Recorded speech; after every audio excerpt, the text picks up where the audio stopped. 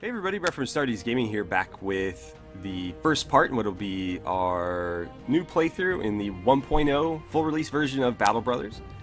So because I've been playing this game since it released initially in early access, I feel that I'm sort of in a unique position to teach people to play the game if they aren't familiar with it, and sort of show them the ropes and how to be effective in this game, because it can be very, very difficult, especially if you're not familiar with how to play it. There are some decent learning curves in the game, and so I'm going to do my best to explain how and why I do certain things, and why you might want to do them as well.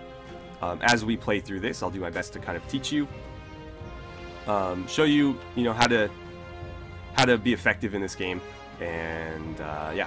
So I've already gone through the little mini quest at the beginning of the game with Hoggart the Weasel. It just sort of serves as showing you, what to do to get started. And I've already completed it. We have 6 men at present, in pretty good spirits. We have Anton the Falcon. We have Ulrich the Pious, who I'm actually going to rename now that he's survived a battle, to Marcus the Sage, one of our characters from our previous playthrough. And we have Magnus, Raymond, and Ulfgeir, and then in the back we have Albrecht, our crossbowman. Now I am going to change the appearance for some of these guys because I want them to match the characters that they're based on from our last playthrough. But I haven't found a barber yet, so we'll have to do that whenever we come across one. We didn't lose anybody in our first fight, but you can see a couple guys took minor wounds. Ulfgeir took a major one. We've already got him treated at the temple, and so we are, doing alright so far. We haven't lost anybody. We actually did level up our first 3 characters, so Anton is level 2, Raymond is level 2, and Albrecht is level 2. Now, I'll get more into leveling up later when one of these guys levels up. I'll go into, more depth about it, but let's get moving. Now that we can actually find some real work, we'll probably head to Weisenstadt and see what they've got for us. I'll also go in more depth into how I like to arrange my party, the best weapons to bring in conjunction with other weapons and things like that, because there seems to be a lot of misconceptions about stuff like that. I'll say it right now: spears and shields are your best friend. Spears alone are not going to win you every battle, but early on they could potentially win you every battle, and if you supplement them properly, even in the late game, they can win you a lot of battles. So, because it's night, none of these things are accessible, but we do have some work available. So I don't really care about any of this. I just want to know what they want me to do and how much is worth to them. So 70 crowns in advance and 260 when the job is done. I want more on completion. Looks like they've changed the text for these slightly. I want more payment once the work is done. No, okay. I would even be fine if you dropped the advance and just gave me 360 when it's done, but okay. If you click accept, you don't necessarily have to do the job unless they've changed it. It looks like they might have. But if you hit accept, all you're doing is agreeing to these terms. You're not necessarily accepting the contract. So yeah, you can see I can accept, I can think on it, or I can decline it. So it wants me to follow some tracks, collect a statue from some bandits, and then when I return, I'll get some money. I will accept this contract, because these are typically pretty easy. Also, in the early game, fighting bandits and other human enemies is a great way to make money and get yourself good loot that you can actually use for yourself. If you fight like orcs and stuff, not only are orcs really punishing, but you can't use their gear. That's not necessarily always true. There are ways to use orc gear later on, but in the early game, all it is trade fodder. So if you're fighting bandits, they're wearing human gear, and you can actually, flip that around and throw it on your guys. Okay, so this is something brand new to the full release. This is sort of like a ambition if you've played Crusader Kings. So basically we have to choose the direction of our company, and fulfilling that will boost our guys' morale. Not fulfilling it will hurt their morale.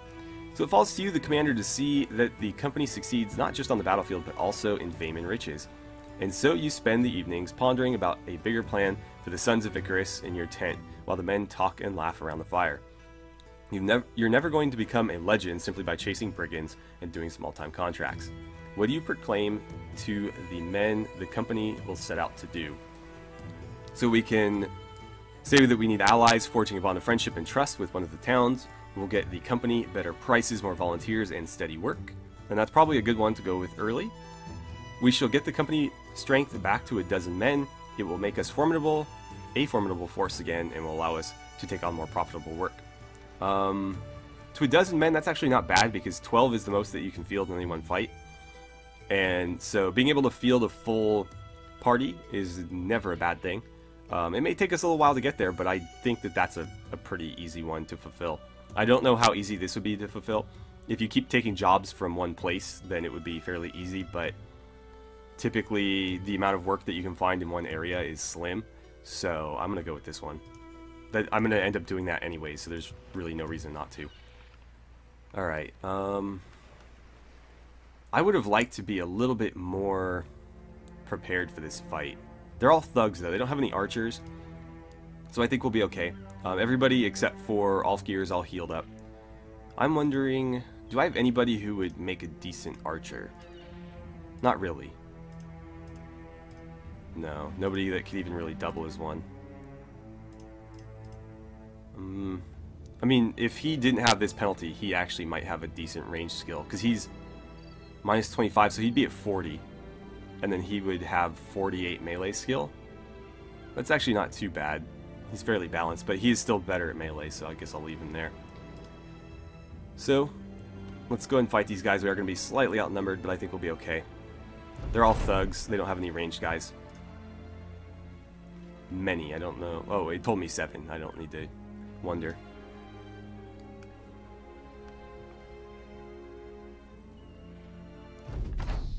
Okay, so you'll notice that the formation I had them in the party screen is exactly how they deployed, and that will always be true unless you are ambushed or something. So you'll want to get them into the proper formation in that screen. Now, one really important thing is I like to alternate spears with other weapons. So you can see spear, axe, spear, two-handed axe. He doesn't have a spear. I don't have one to give him, so he has a sword instead. But if I had a spear, I would give him one as well. The reason for that is with these guys, I can't click on them right now, but they have a spear wall ability. And when active, they basically get attacks of opportunity on anybody who comes into their attack zone. And so if he had the spear wall up, he would be able to defend these 2 spots in our front line. And if he had his up, he'd be able to defend these 2 spots. So you can see that this guy is completely covered in his 2 front areas by the guys with spears. So he doesn't need a spear because he's already covered by the other spears. Spears are not very effective against armor or shields, and so you want to supplement them by having a guy with an axe or some sort of blunt weapon right next to them, and so that's what we have. So as this guy, keeps the enemy off of us, he will break shields and break armor and deal damage to people. And between the two, they usually function as pretty effective little teams. I like to cap both ends with spears because the spear wall ability technically works all the way around the character. So if they come in like this, you should still get that attack. If they come in here, they'll still get that attack. And so they make really good bookends for your line. Let's see. So crossbow guy, I'm actually going to put him up on the high ground because that will allow him to attack a little bit farther and have better accuracy. I'm not going to fire yet because there's nobody in range, and so I will just sort of defer his turn to the end. You can, take a half turn and then press this button and then take the rest of your turn later. If you click the check mark, however, you are done for that round. So unless you are completely depleted of action points, I always recommend doing this instead.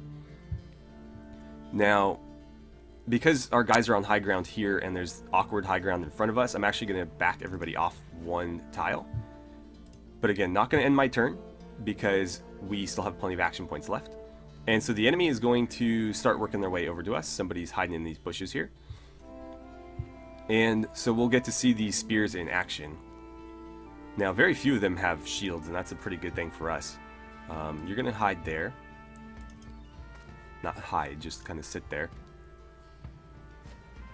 And this tactic should work about, or it should work against just about any enemy.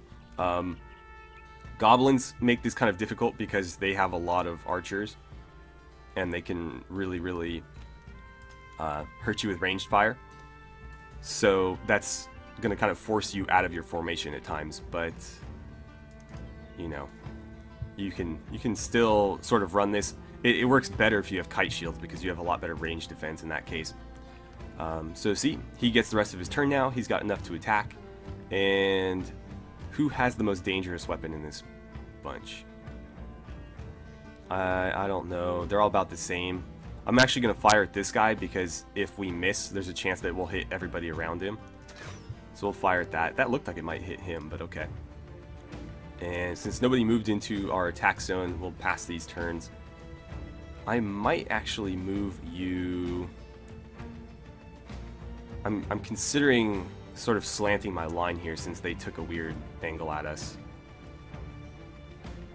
That would require him to move pretty far up, so I'm not going to do that.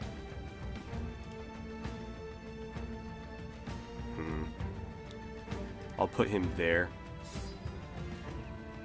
And let's get your spear up as well.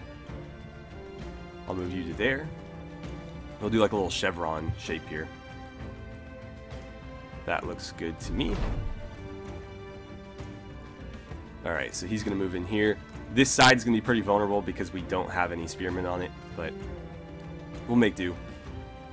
He's got an attack that allows him to attack multiple people at once, and so I think that'll be useful. We're going to pass his turn because there's nobody for him to swing at yet. Albrecht's going to reload, and we'll take a shot at... That weapon makes me a little bit nervous because it can cause bleed damage. Technically every weapon can, but daggers are really effective at it. So I'm going to shoot him. He's also got the best armor of the bunch. Okay. So I'm going to move him up. We're going to flatten this line out. You always want your guys to be shoulder to shoulder. They get defensive bonuses for being in a line. And so if you're out of one, you're not fighting at full efficiency. Let's see. I'm going to put your shield up and then have you go into a defensive stance. He'll get a counterattack against any miss. So, not quite as good as a spear wall in keeping people off of you, but at least if they get on him and attack, he can hit back. We'll keep those spears up. So, this guy's completely shielded. Raymond is partially shielded, but this space is still open. And so you can see there, the spear poked him right back into where he came from. And so he's nearly dead. And we haven't basically wasted any real attacks yet. So that was 2 free attacks. This guy's essentially dead. I unfortunately can't do anything over here. So you're just going to have to hang out. And that guy's going to move into our attack zone and hit Anton, which is not good. Let's get your shield up. And why is that all you can do? That's interesting. He had lower action points for some reason. Oh, right, because we moved him. Let's take a shot at you. Nice. Raymond, you're going to wait because there's still nobody for you to swing at. Now there is. See, he got the counterattack he just missed. He got through our spear wall, but that's okay, it happens. And luckily Anton's hanging in there. Please don't die. You're one of my original 3 characters. You can't die. Okay. So let's see. I think we're going to try to take some pressure off of Anton. So we're going to swing at these guys here. We'll just attack this way, I guess. There we go. Keep your shield up. And since you have a bunch of fatigue already, that's just about all you can do. But he's a little bit low on attack skill right now anyway, so he's basically just going to try to keep these guys off of him. Let's kill him, and that's all you can do because you're fatigued. Let's see. That's unfortunately going to hit everybody around us, including our friends, so we don't want to do that. Go ahead and finish him off. Alright, this is where things get tricky. He's no longer of any use because we're engaged across the front here. So, what I'm going to do is I'm going to push him way out this way. Because if you're firing from a flank, you can shoot at people without risking hitting your friends. Oh, I was really hoping we get a kill there. If we could free him up and move him to help out with these guys, that would have been great. No, Anton, no!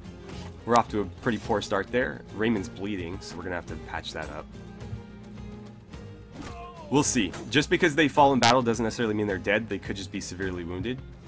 So, we can hold out hope. Ah, man. I was hoping we could get the kill there. I am playing on, I think, the highest difficulty, by the way, so that's partly why we've already lost people. Raymond, I need you to free yourself up. There you go. So step in here, now you can help out with them. I forgot to patch his wounds. That's not going to be good. Reload and then shoot this guy, since he's free.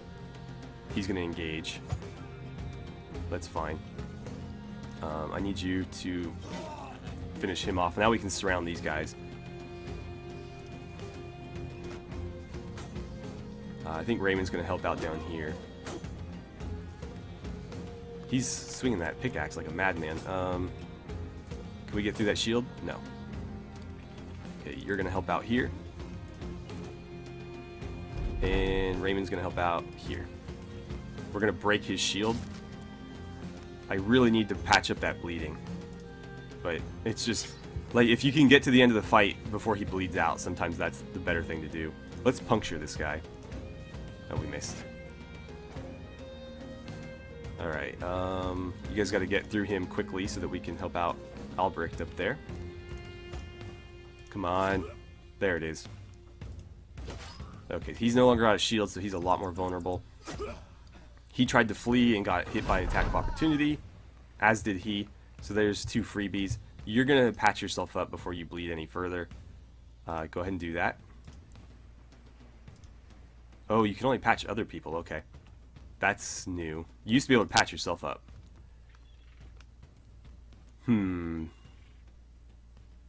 Okay. Yeah, bandage ally. You can no longer bandage yourself. In that case, I'll move him to like here. We'll move him up and patch him up. Yikes. So his armor's gone. Just stab him. Come on. There it is. No bleed though. But it's fine. He's going to die in a second anyways. There it is. So Anton actually did survive. He's traumatized though. Which is funny because he's actually traumatized in our last playthrough too. But he made it. So that's good. We got 3 level ups.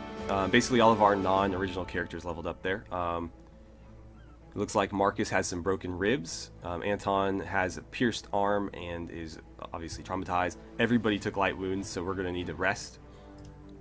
Loot-wise, we got some decent armor and some weapons, including a spear that we can put into effect. Okay, so let's go collect our pay. Before we do that, though, I'm going to jump into this screen and we're going to take care of some level ups.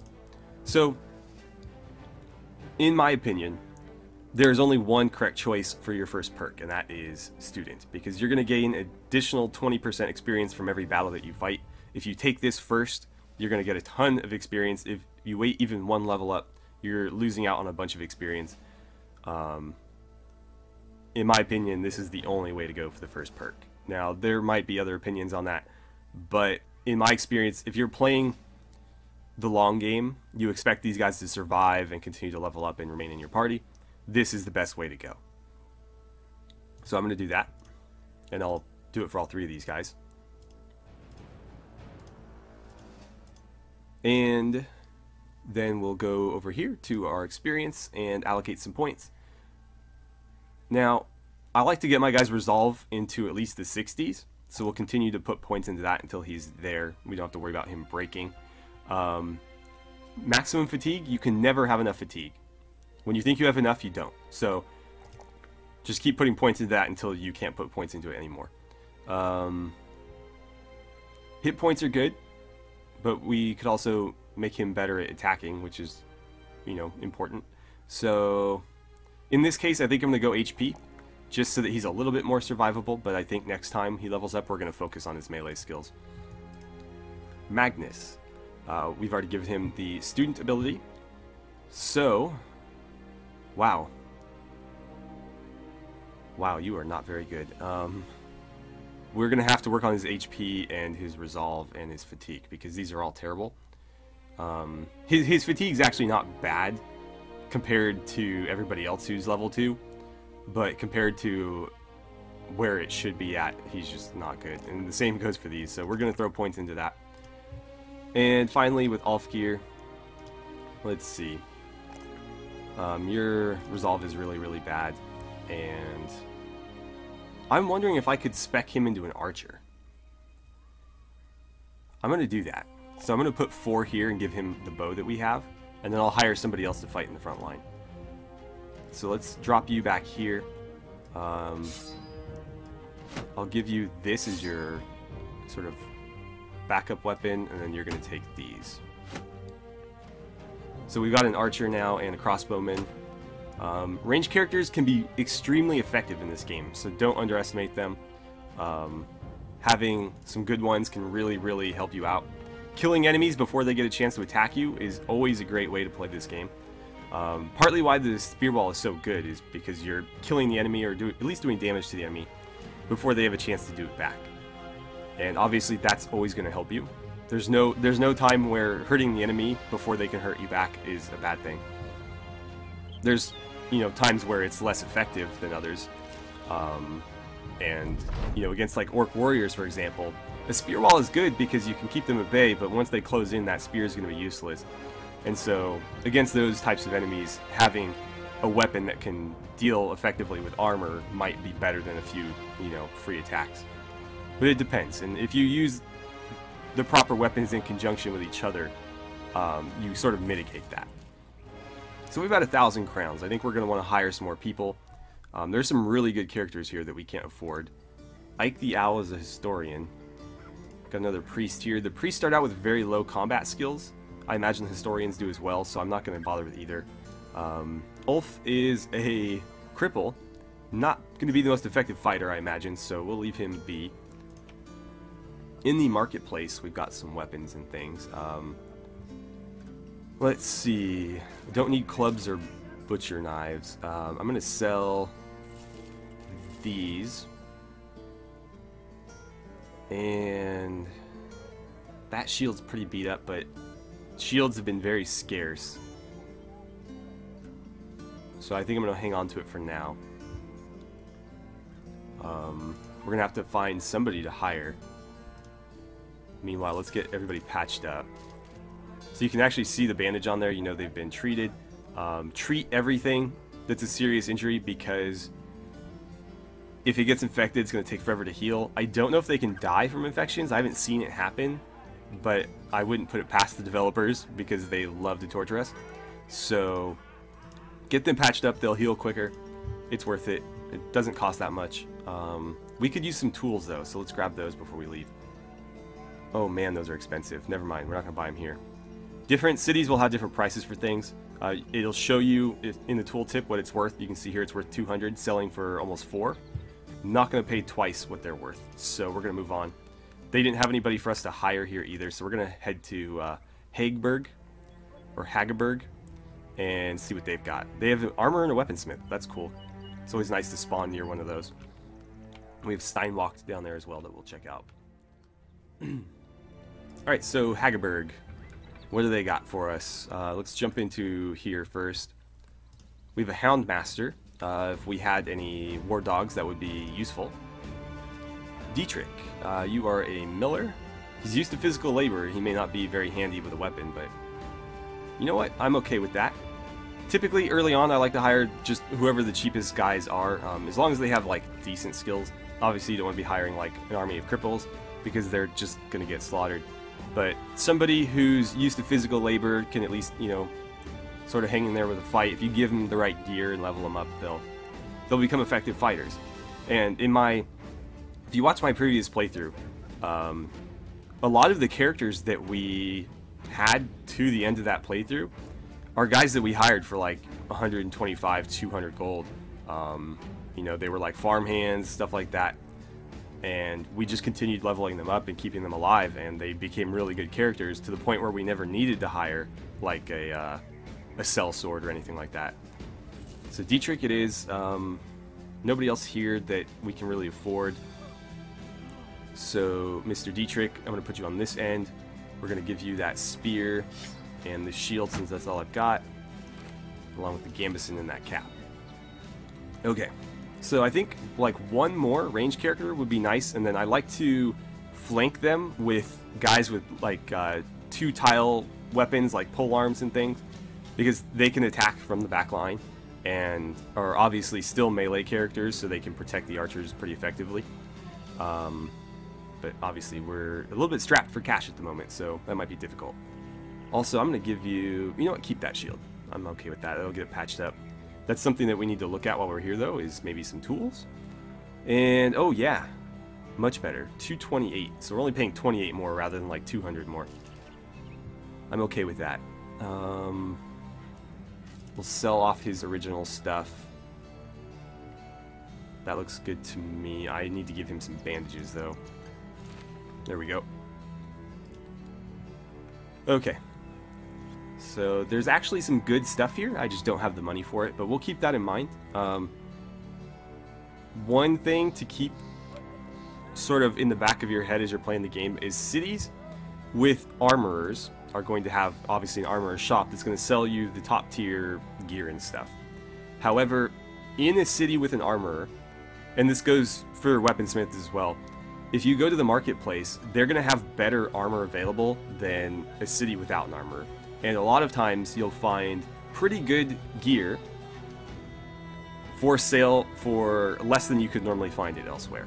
And so if you're at a place with an armor, jump into the marketplace and see what they've got. You can find sometimes like mid to high tier armor sitting in the marketplace. It'll be damaged, but you'll be able to get it for a lot less than from the armor itself. You can see here, for the most part, this stuff is selling for a little bit higher, but ultimately, if you were to buy this, like padded leather at the armor, if they had any, it would be, yeah, you can see it's 60 more in the same city, just because, you know, you're buying it one place versus the other. The other one was, you know, slightly damaged. I think it was like 98%, but still. That's 60 gold for 2% that you can patch up with tools. So definitely always check that out. There is contracts available, but locked.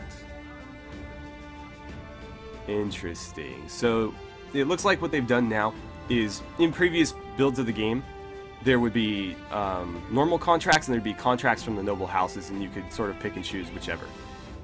In this version, it looks like those noble contracts are locked to you until you have a high enough relation with that house. So that's kind of interesting. It locks you off from certain jobs until you've built up a rapport with that particular group. Also, I'll say this now, but we probably won't get a chance to look at it, is in the tavern, you have some options. You can pay to boost your men's morale, or you can pay to hear rumors. A lot of the times they're useless, but if you continue to pay through until you've heard everything he has to say, sometimes they'll tip you off to where you might find legendary equipment. And in the early game, you'll be really hard pressed to go retrieve it because they're usually at very difficult enemy strongholds. But in the mid to late game, you're going to really want to keep up on those rumors because you can find really, really good gear. So, yeah, worth doing. Alright, we're going to end it here. I think I've gone over on time a little bit, but I'm trying to explain all the mechanics to you guys. Obviously, some of you who are familiar with the game and have been watching all my playthroughs will already know all this, but those of you who are new to the game, because it is, you know, releasing today, I imagine we'll find this stuff really, really helpful, and I'm going to continue to do it until we've basically touched on everything. But yeah, so I'll leave it right here. As always, thank you guys so much for watching. I had a great time playing some Battle Brothers with you, and I look forward to seeing you back here for part 2 of our Battle Brothers full release Let's Play.